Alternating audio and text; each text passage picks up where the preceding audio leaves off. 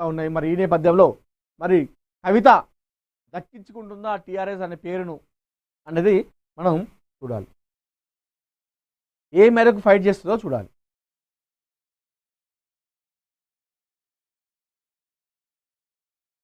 మీనాక్షికి నిరాశ. మధ్యప్రదేశ్ రాజ్యసభ సభ్యుల ఏకగ్రీవం బీజేపీకి 3 స్థానాలని చెప్పేసి మనం ఇక్కడ చూసుకోవచ్చు. ఏదైతే మీనాక్షి నటరాజన్ గత 2-3 రోజులుగా ఈసీపై పోరాటం చేస్తూ ఉన్నారు, నిరసన వ్యక్తం చేస్తూ ఉన్నారు కాంగ్రెస్ నాయకులతోని. కానీ చివరికి అక్కడ నిరాశ మిగిలిందిగా మనం ఇక్కడ చెప్పుకోవచ్చు. మధ్యప్రదేశ్ రాజకీయాల్లో అనూహ్య పరిణామం చోటు చేసుకుంది. రాజ్యసభ ఎన్నికల వేళ ప్రతిపక్ష కాంగ్రెస్ పార్టీకి గట్టి ఎదురుదెబ్బ తగిలింది. కోర్టు కేసుల సాంకేతిక కారణాలను చూపుతూ తెలంగాణ కాంగ్రెస్ పార్టీ వ్యవహారాల ఇన్ఛార్జ్ సీనియర్ నేత మీనాక్షి నటరాజన్ నామినేషన్ను ఎన్నికల అధికారులు తిరస్కరించారు.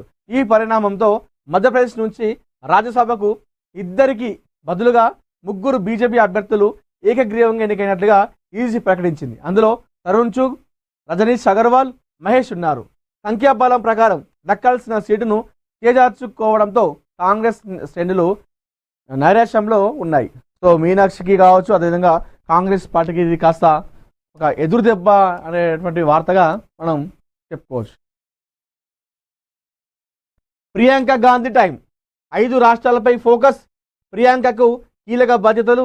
మిషన్ 2026 ప్రారంభమంట.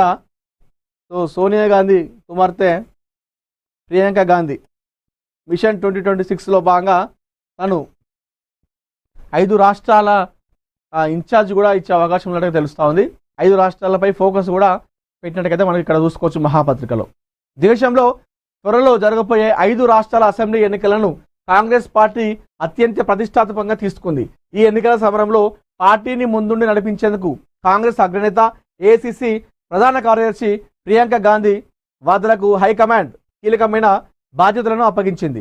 ఉత్తరప్రదేశ్, గోవా, మణిపూర్, పంజాబ్, ఉత్తరాఖండ్ అసెంబ్లీ ఎన్నికల వేళ రాజకీయ సమీకరణాలు వేగంగా మారుతున్నాయి. ఈ 5 రాష్ట్రాలను మెరుగైన ఫలితాలు సాధించడం ద్వారా జాతీయ రాజకీయాల్లో సరికొత్త ఊపు తీసుకురావాలని కాంగ్రెస్ భావిస్తుంది. ఇందుకోసం క్షేత్రస్థాయి నుంచి పార్టీని బలోపేతం చేసేందుకు పక్కా ప్లాన్తో ముందుకు వెళ్తుంది. ఇప్పటికే ఆయా రాష్ట్రాల్లో ప్రియాంక గాంధీ సుడిగాలి పర్యటనలు చేస్తూ శ్రేణుల్లో ఉత్సాహం నింపుతున్నారు. ముఖ్యంగా మహిళలు, నిరుద్యోగ యువతను ఆకట్టుకునేలా ప్రత్యేక హామీలను ప్రజల్లోకి తీసుకెళ్లే బాధ్యతను ఆమె భుజాన వేసుకున్నారు.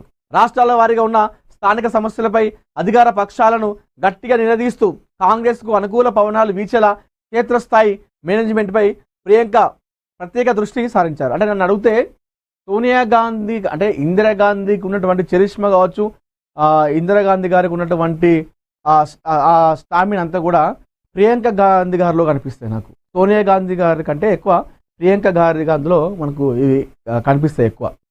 సేమ్ ఆమెలాగా ఉండడం కానివ్వండి, ఆ నడక విధానం కానివ్వండి, మాట్లాడే విధానం కానివ్వండి, మనకు అన్నీ కూడా ఇందిరాగాంధీ గుర్తు చేస్తాయి.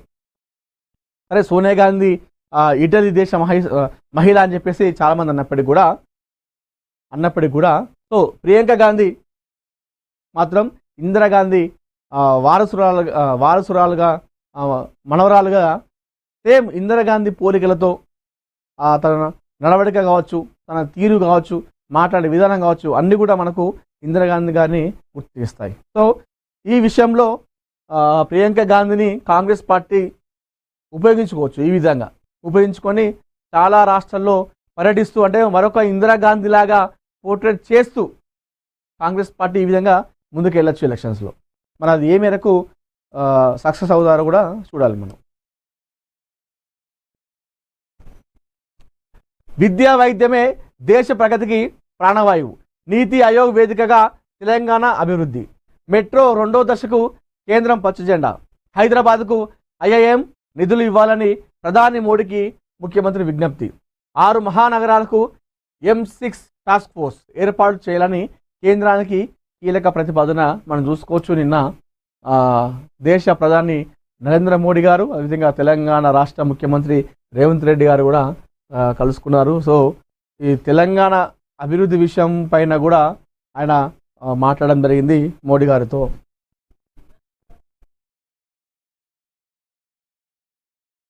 ఏపీ లిక్కర్ స్కామ్లో రాజ్ కేసిరెడ్డి అరెస్ట్. హైదరాబాద్లో రాజ్ కేసిరెడ్డి ఇల్లు సహా 10 చోట్ల సోదాలు. మనీ లాండరింగ్ గుట్టు అంతా పట్టేసిన ఈడీ. జగన్కు నోటీసులు ఇచ్చే అవకాశం ఇవ్వబోతున్నారా అని చెప్పేసి ఇక్కడ మనం వార్త చూసుకోవచ్చు. సో ఏపీ లిక్కర్ స్కామ్లో ఇప్పటికే చాలామంది కూడా జైలుకి వెళ్తూ ఉన్నారు. పోలీసులు అదుపులోకి తీసుకుని విచారిస్తున్నారు. మొన్న కూడా చూసినాం, జగన్ పిఏ కూడా ఆయన అదుపులోకి తీసుకొని విచారించడం జరిగింది. ఇప్పుడు మరొక వ్యక్తి రాజ్ కేసిరెడ్డి అరెస్ట్ కూడా కావడం జరిగింది. ఈ ఏపీ లిక్కర్ స్కామ్లో జగన్కి కూడా ఏపీ ముఖ్యమంత్రి జగన్మోహన్ రెడ్డి గారు కూడా నోటీసులు ఇచ్చే అవకాశం ఉన్నట్టుగైతే మనకు తెలుస్తూ ఉంది. ఏదైతే ఈడీ ఉందో ఆ మనీ లాండరింగ్ కేసులో ఏపీ లిక్కర్ స్కామ్లో ఆ విషయంలో రాజ్ కేసిరెడ్డిని అరెస్ట్ కూడా చేయడం జరిగింది. సో లిక్కర్ స్కామ్ ప్రస్తుతం ఏపీలో ఒక కలకలం రేపుతుందని చెప్పుకోవాలి. ఏదైతే గత ప్రభుత్వంలో ఉన్నటువంటి కొంతమంది నాయకులు కావచ్చు, కొంతమంది వ్యక్తుల అయితే చాలామంది అయితే ఇప్పుడు భయపడుతున్నారు, జంకుతున్నారు. మాకు నోటీసులు ఇస్తారా, మమ్మల్ని కూడా అరెస్ట్ చేస్తారా అనేటువంటి ఒక భయం అయితే పట్టుకుంది గత ప్రభుత్వంలో ఉన్నటువంటి నాయకుల దగ్గర. రియల్ మాఫియా అరాచకం. శ్రీకారం ఐకానిక్ వెంచర్లంటూ నయా మోసం. ఫామ్ ల్యాండ్ పేరుతో అక్రమ దందా. గజా